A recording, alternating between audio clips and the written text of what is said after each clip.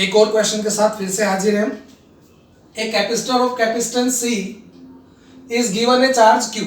कोई कैपेसिटर है जिसका कैपेसिटेंस C है, उसे Q चार्ज दिया हुआ है, is given the charge capital Q।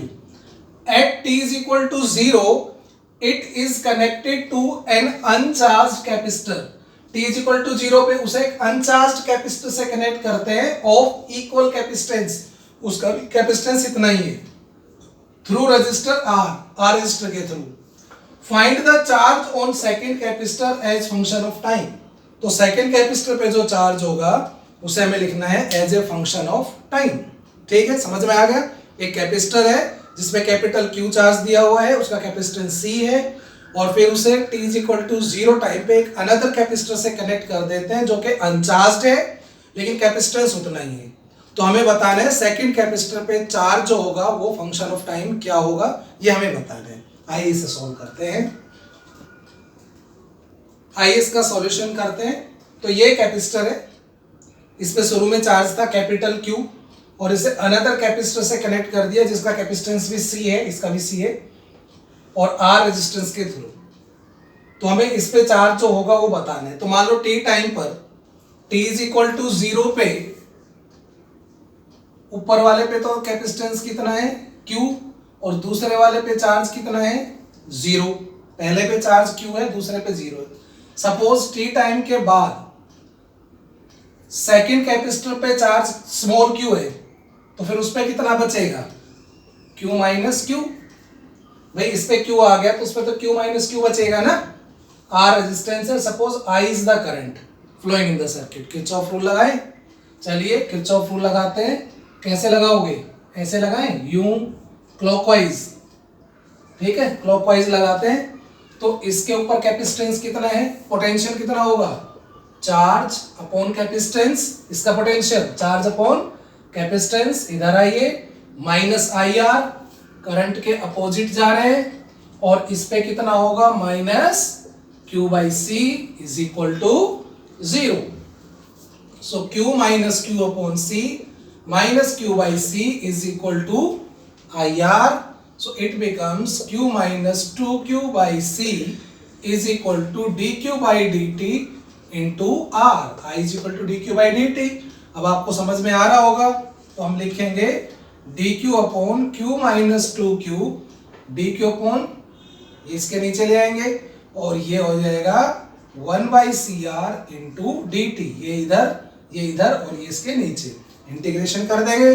फटाफट से इंटीग्रेशन कर दीजिए। Q minus 2Q 1 upon CR constant, और ये है हमारे पास dt। चार्ज की लिमिट कहां से कहां, जो चार्ज था उसके ऊपर, जो कैपेसिटर पे चार्ज था, लिमिट यहाँ पे क्या लेंगे, जो चार्ज है ये स्मॉल q, ये इस पे चार्ज है ना, इस पे शुरू में चार्ज कितना था बेटा 0। कब, जब टाइम भी क्या था 0, और t टाइम पे इस पे चार्ज कितना आ गया स्मॉल q, है ना। इसका इंटीग्रेशन करिए अच्छे बच्चे की तरह, तो ये आ जाएगा log q minus 2q limit 0 से q, और इधर dt का t अपॉन CR।